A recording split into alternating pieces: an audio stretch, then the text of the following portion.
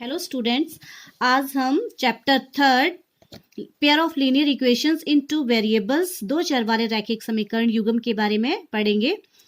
तो वैसे तो हमने 9th क्लास में फोर्थ जो हमारा टॉपिक था उसमें हम पढ़ चुके हैं कि दो चर वाले रैखिक समीकरण कैसे होते हैं, जहां पे दो हमें वेरिएबल्स दिखाई देंगे, चर मतलब दो, जैसे x है y है, दो चर होंगे।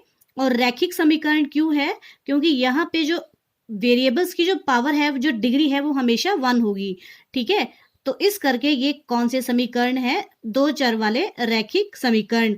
और साथ में युग्म मतलब पेयर, मतलब हम दो हमारे पास समीकरण दिए होंगे। ठीक है, तो जैसे यहाँ पे हमें दिया हुआ है, दो most general form of linear equation इस टाइप की होगी। जो हमारे पास लीनियर इक्वेशन की जनरल फॉर्म है वो है a1x plus v1y plus c1 is equal to 0 and a2x plus b2y plus c2 is equal to 0। ठीक है, हमने क्या किया? रैखिक समीकरणों का जोड़ा ले लिया, युग्म ले लिया। ठीक है, दो ले लिए, तो जहां पे a1 b1 c1 a2 b2 c2 क्या होंगे? हमारे रियल नंबर्स होंगे। ठीक है, अब हम इन इक्वेशंस को दो मेथड से हल करेंगे, सॉल्व करेंगे। तो एक मेथड है हमारा ग्राफिकल मेथड। ठीक है, तो ग्राफिकल मेथड में हम ग्राफ बनाएंगे और देखेंगे कि ये जो हमारी लीनियर इक्वेशंस है ग्राफ के ऊपर कैसी आती हैं। ठीक है, और एक सेकंड हम मेथड पढ़ेंगे अलजेब्रिक मेथड, बीजगणितीय विधि। ठीक है, तो इनको करने के लिए हमारे पास कुछ रूल्स हैं, तो हम देखे हैं क्या है रूल्स इनके। तो देखिए, जैसे हमारे पास कोई दो समीकरण इस टाइप के दिए होंगे। ठीक है, in a pair of linear equation is given by like this, a1x plus b1y plus c1 is equal to 0, a2x plus b2y plus c2 is equal to 0। मान लो हमारे पास दो समीकरण रैखिक समीकरणों का युग्म दिया हुआ है। तो अब देखिए कंडीशन कौन सी है। सबसे पहले हम क्या लेंगे? हम देखेंगे कि उनका a1 b1 c1 क्या है, वो लिखेंगे a2 b2 c2 हम लिखेंगे। ठीक है, तो सबसे पहला जो केस आता है वो क्या है कि जब a1 अपॉन a2, ठीक है, हम देखेंगे कि a1 upon a2 does not equal to b1 upon b2 होगा। ठीक है, माइंड इट, जब a1 upon a2 does not equal to b1 upon b2 होगा, तो उस केस में हमारा जो रैखिक समीकरणों का युग्म है उसको हमने एक संगत का नाम दिया है। ठीक है, कैसा होगा? संगत होगा।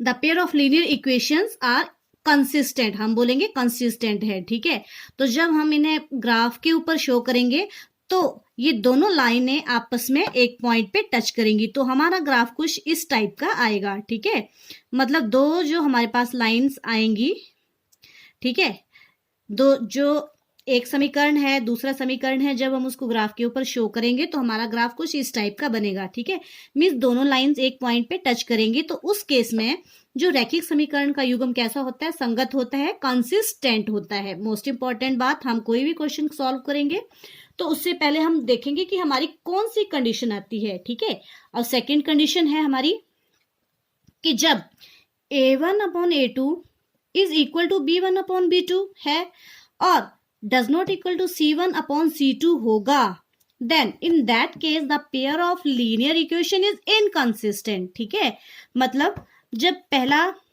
a1 अपॉन a2 बराबर है b1 अपॉन b2 की, ठीक है, पर तीसरा जो है वो बराबर नहीं होगा, तो उस केस में the pair of linear equation कैसी होंगी? इनकंसिस्टेंट होंगी।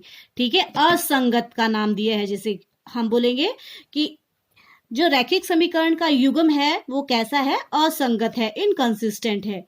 ठीक है, तो इस केस में हमारा जो ग्राफ कैसे बनेगा? जब हम ग्राफ के ऊपर इन लाइंस को शो करेंगे तो हमारा ग्राफ कुछ इस प्रकार से आएगा, मतलब पैरेलल लाइंस आएंगी, पैरेलल ग्राफ बनेगा।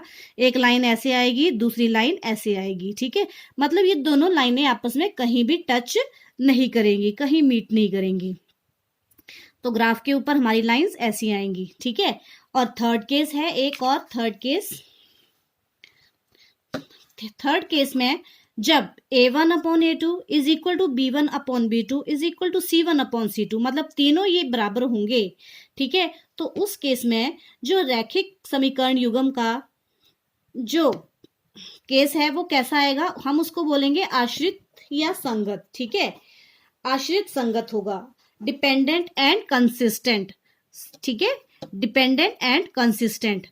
तो तीनों केस में तीसरा केस ये है, तो इस केस में हमारा ग्राफ कैसे बनेगा, तो एक के ऊपर हमारी दूसरी लाइन आ जाएगी, ठीक है, ये एक लाइन, इसी के ऊपर दूसरी लाइन आएगी, ठीक है। तो ये पॉइंट क्या करेंगे, आपस में कंसिस्टेंट करेंगे, ठीक है, ऐसे एक लाइन के ऊपर ही दूसरी लाइन आ जाएगी। तो ये हमारा थर्ड केस है, ठीक है। तो हमें कैसे पता चलेगा, हमने ये पहले कंडीशन देखनी है कि कौन सी हमारी कंडीशन लग रही है, फर्स्ट लग रही है, सेकंड लग रही है, थर्ड लग रही है, ठीक है। लेकिन जब हम बीज अलजेब्रिक मेथड करेंगे, अलजेब्रिक एक्सप्रेशन वाला मेथड करेंगे, तो उस केस में जब हम हमारा अगर फर्स्ट केस मान लो आ रहा है, ठीक है, a1/a2 does not equal to b1/b2 है, तो क्वेश्चन जो है उसी केस में हम उसको सॉल्व करेंगे, ठीक है। अगर ये वाला केस आ रहा है तब क्वेश्चन सॉल्व होगा, अदरवाइज इस केस में हम क्वेश्चन को सॉल्व नहीं करेंगे और इस केस में भी हम क्वेश्चन को सॉल्व नहीं करेंगे, ठीक है। अब पहले केस की मैं फिर से बात लूं, तो जब a1/a2 does not equal to b1/b2 होगा, रैखिक समीकरण का युग्म संगत होगा, कंसिस्टेंट होगा, और उस केस में हमारे रैखिक समीकरण युग्म का सिर्फ एक हल होगा, एक यूनिक हल होगा, अद्वितीय हल, ठीक है, एक हल होगा।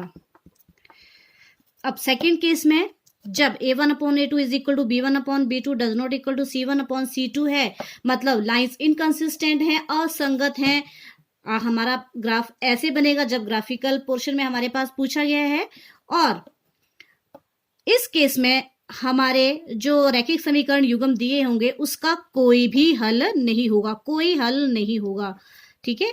हम ऐसे लिख देंगे, कोई हल नहीं होगा, और क्वेश्चन को यही छोड़ देंगे, ठीक है, आगे क्वेश्चन सॉल्व नहीं होगा। और थर्ड केस में जब तीनों इक्वल हैं, a1/a2 is equal to b1/b2 is equal to c1/c2, तो इस केस में जो लाइंस हैं वो डिपेंडेंट एंड कंसिस्टेंट होती हैं, आश्रित संगत होती है। हमारा ग्राफ कैसे बनता है, एक के लाइन के ऊपर दूसरी लाइन आ जाती है, और इस केस में जो हमारे पास रैखिक समीकरण है, the pair of linear equations have so many solutions, अनेक हल होंगे, हम बोलेंगे अनेक हल होंगे, ठीक है। जब अनेक हल होंगे मतलब एक के ऊपर दूसरी लाइन है, तो इट मीन्स ये सारे के सारे क्या होंगे, हल होंगे ग्राफ के ऊपर। तो इस केस में भी हमारा क्वेश्चन जो है सॉल्व नहीं होगा, ठीक है। ग्राफ वाला पोर्शन सॉल्व हो जाएगा, लेकिन अलजेब्रिक एक्सप्रेशन में हम इसको सॉल्व नहीं कर सकते, ठीक है। वो फर्स्ट केस में ही करेंगे, जब हमारा फर्स्ट केस होगा तो उस केस में ही हम इन क्वेश्चंस को हल करेंगे, ठीक है। सेकेंड और थर्ड केस में क्वेश्चन जो है वो हल नहीं होगा।